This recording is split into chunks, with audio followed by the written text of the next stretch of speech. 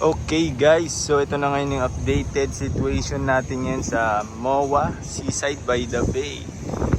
So kung nakikita nyo yung Ferris wheel na yan,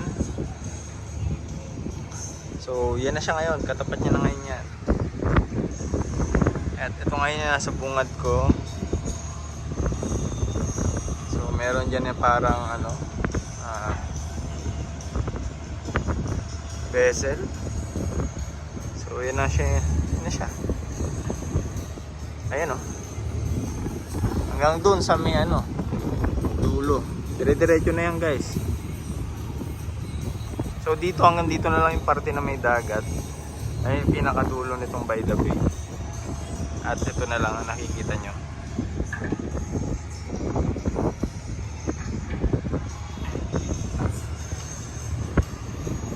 Grabe So ito yung likod ng Teppanyaki. Tsaka ng ocean, restaurant, buffet. So yan. Ito na yung parang halos dulo ng Seaside by the Bay. So dito ako nag-parking sa kabila. Ito yung Four Seasons buffet. So yan na siya ngayon.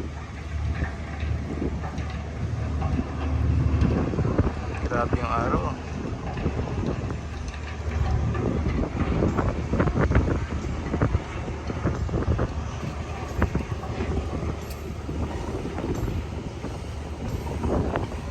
Medyo hindi na maganda yung amoy dito sa dagat.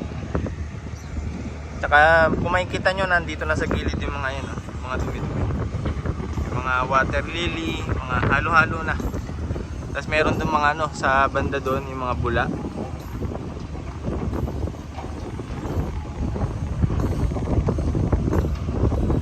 So yan na siya ngayon.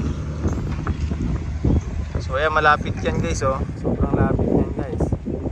Mukha lang malayo dito sa sa video, pero pag nandito ka personal, halos tanaw mo na yan, malapitan. Ayan.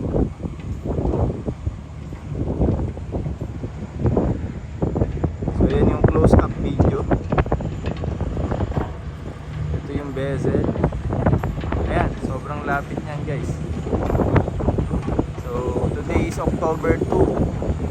Okay, birthday ko para pumunta dito. So yan yung dadatnan natin. So yan yung by the bay.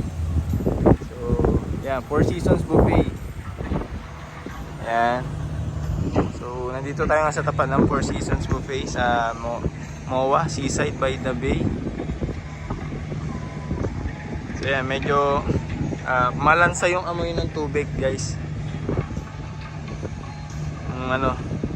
Yan, ng dagat.